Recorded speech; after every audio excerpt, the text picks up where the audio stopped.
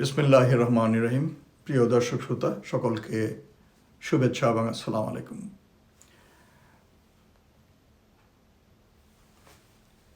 বাংলা ভাষার ইতিহাসেই প্রমাণ করে এটি একটি বহুশ্রুত নির্ভর, অভিযোজিত ও ক্রমবিবর্তনশীল ভাষা। ভাষাতাত্ত্বিকভাবে বাংলা ইন্দো ইউরোপীয় ভাষা পরিবারের ইন্দো আর্য শাখার অন্তর্ভুক্ত। এর প্রাচীন উৎস মাগধী প্রাকৃত ও আপভ্রংশে, যারা বিকাশধারা 8ম থেকে 1200 শতকে প্রাচীন বাংলা রূপে আবির্ভূত হয়, কিন্তু বাংলা কখনো একক উৎসের ভাষা ছিল না। ইতিহাসের বিভিন্ন পর্যায়ে রাজনৈতিক শাসন, বাণিজ্যিক যোগাযোগ, ধর্মীয় আদান প্রদান ও সাংস্কৃতিক সংমিশ্রণের মাধ্যমে এর শব্দভাণ্ডার সমৃদ্ধ হয়েছে। ভাষাবিদদের গবেষণা অনুযায়ী আধুনিক বাংলা শব্দভাণ্ডারের একটি বড় অংশ সংস্কৃত মূল। বাংলা একাডেমির অভিধান ও বিভিন্ন ভাষাতাত্ত্বিক বিশ্লেষণে দেখা যায় বাংলার মোট শব্দভাণ্ডারের প্রায় 50 থেকে 60% শব্দ সংস্কৃত উৎসজাত, তৎসম ও তদ্ভব মিলিয়ে। উদাহরণস্বরূপ সমাজ, রাষ্ট্র, মানবতা, স্বাধীনতা, সংস্কৃতি, গণতন্ত্র ইত্যাদি শব্দ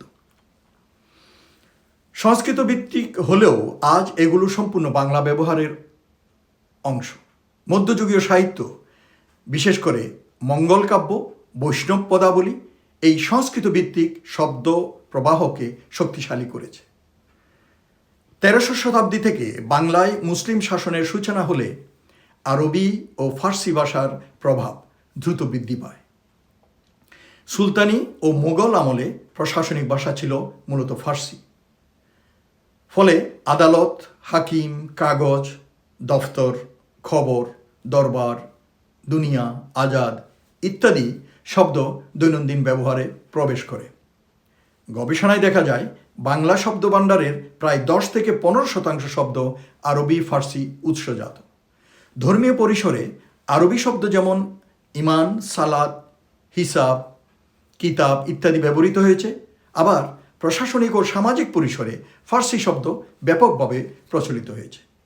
উল্লেখযোগ্য বিষয় হলো বাংলার প্রাচীনতম মুসলিম কবি শাহ মুহাম্মদ সগীর 1400 শতকে থেকে শুরু করে আলাউল 1700 শতক পর্যন্ত তাদের সাহিত্যকর্মে আরবি ফার্সি শব্দের সংমিশ্রণ স্পষ্ট।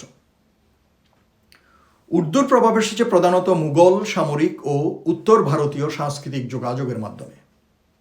জিন্দাবাদ, মুর্দাবাদ, দারোগা, সিপাহী প্রভৃতি শব্দ জন আন্দোলন, প্রশাসন ও নগর জীবনের অংশ হয়ে যায়।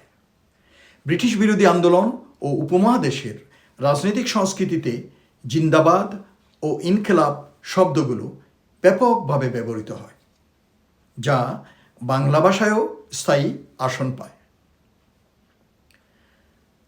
তুর্কি উৎসের শব্দ তুলনামূলকভাবে বাংলা ভাষায় কম হলেও ঐতিহাসিক যোগাযোগের মাধ্যমে এসেছে, যেমন টুপি, কামান, বাহাদুর প্রভৃতি শব্দ তার উদাহরণ।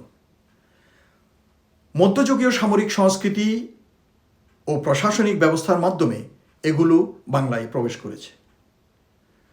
1800 শতকের শেষভাগ থেকে ব্রিটিশ শাসনের ফলে ইংরেজি ভাষার প্রভাব দ্রুত বৃদ্ধি পায়। আধুনিক শিক্ষা, প্রশাসন, প্রযুক্তি ও বাণিজ্যের সঙ্গে যুক্ত অসংখ্য শব্দ, যেমন office, school, college, bank, train, police, আদালত এগুলো আংশিক ফার্সি ইংরেজি ব্যবহারে বাংলা শব্দভাণ্ডারের অংশ হয়ে যায়। ভাষাতাত্ত্বিক পরিসংখ্যান অনুযায়ী আধুনিক প্রযুক্তি ও প্রশাসনিক শব্দের একটি বড় অংশই ইংরেজি উৎসজাত। আজকের নগর বাংলায় ইংরেজি উৎসের শব্দের ব্যবহার আরও বৃদ্ধি পেয়েছে। ঐতিহাসিকভাবে লক্ষ্য করলে দেখা যায় বাংলা ভাষার বিকাশ 3টি প্রধান ধাপে বহিরাগত প্রভাব গ্রহণ করেছে। প্রথমটি হচ্ছে মধ্যযুগের সংস্কৃত ও ফার্সি আরবি প্রভাব। মোগল উত্তর ভারতে উর্দু তুর্কি সংযোগ। তৃতীয়ত ঔপনিবেশিক যুগে ইংরেজি আধুনিকতার প্রভাব। তবে এই প্রভাব কোনো সময়েই বাংলা ভাষাকে দুর্বল করেনি, বরং শব্দভাণ্ডার ও ভাব প্রকাশকে সমৃদ্ধ করেছে। 1900 শতকে ঈশ্বরচন্দ্র বিদ্যাসাগর সংস্কৃত ঘেঁষা শব্দচর্চা বাড়ালেও একই সময়ে মাইকেল মধুসূদন দত্ত বা বঙ্কিমচন্দ্রের লেখায় বহুসূত্রতা লক্ষ্য করা যায়। আবার কাজী নজরুল ইসলামের কবিতায় আরবি ফার্সি শব্দের বিপুল ব্যবহার বাংলা কাব্য ভাষায় নূতন শক্তি যোগ করে। রবীন্দ্রনাথ ঠাকুর নিজেও ভাষাকে উন্মুক্ত ধারায় ব্যবহার করেছেন। আজ বিশ্বের প্রায় 30 কোটিরও বেশি মানুষ বাংলা ভাষায় কথা বলেন, যা বিশ্বের 7ম বা 8ম বৃহত্তম মাতৃভাষা হিসাবে বিবেচিত। এত বিপুল ব্যবহারকারীর ভাষা কখনো স্থির থাকে না।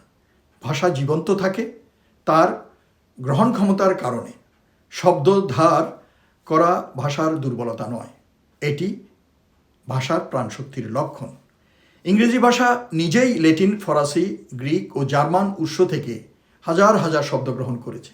তেমনি বাংলা ভাষাও ঐতিহাসিক বাস্তবতার আলোকে বহুভাষিক সংমিশ্রণের মাধ্যমে আজকের রূপে পৌঁছেছে। ভাষাবিদ সুনীতি কুমার চট্টোপাধ্যায় উল্লেখ করেছেন, বাংলা ভাষা তার বহিরাগত প্রভাবকে বাংলাকরণ করেছে, অর্থাৎ শব্দ গ্রহণ করে ধ্বনি, রূপ ও অর্থে নিজস্ব নিয়মে মানিয়ে নিয়েছে। যেমন হিসাব বা খবর শব্দগুলো আরবি ফার্সি উৎস হলেও উচ্চারণ, বানান ও ব্যবহার সম্পূর্ণ বাংলা কাঠামোতে রূপান্তরিত হয়েছে। অতএব সমাজ, রাষ্ট্র, আদালত, দরবার, জিন্দাবাদ, টুপি বা অফিস এসব শব্দ আজ আর কোনো বহিরাগত পরিচয়ের চিহ্ন নয়। এগুলো বাংলা ভাষার ঐতিহাসিক যাত্রাপথের সাক্ষ্য। ভাষা কখনো দেয়াল তুলে টিকে থাকে না, ভাষা টিকে থাকে সেতুবন্ধন তৈরি করে। গ্রহণ, অভিযোজন ও রূপান্তরের মধ্য দিয়েই একটি ভাষা সমৃদ্ধ হয়। বাংলা ভাষার ইতিহাস সেই অন্তর্ভুক্তিমূলক শক্তিরই উজ্জ্বল উদাহরণ। কাজেই যারা সাম্প্রতিক সময়ে বাংলা ভাষায় ব্যবহৃত, যেমন ইনকিলাব, আজাদি, এইসব শব্দ নিয়ে সমালোচনায় ওঠার চেষ্টা করছেন, বিতর্কিত হওয়ার চেষ্টা করছেন, ভাইরাল হওয়ার চেষ্টা করছেন, তাদেরকে অনুরোধ করব, ইতিহাস না জেনে শুধু নিজেদের ভাষাকে লজ্জিত করবেন না এবং দেশের ভিতরে অযথা বিভাজন সৃষ্টির চেষ্টা করবেন না। নূতন সরকারের নেতৃত্বে আমাদের দেশকে উন্নতির পথে, গণতন্ত্র উত্তরণের পথে এগিয়ে যাওয়ার সুযোগ দিন। সকলে, নেতা, মন্ত্রী, মিনিস্টার যারা আছেন, সকলেই কাছে অনুরোধ, পূর্বের অভিজ্ঞতা, ভুলভ্রান্তি থেকে শিক্ষা গ্রহণ করে দেশকে সঠিক পথে চলতে সাহায্য করুন। সকলে ভালো থাকুন। আসসালামু আলাইকুম।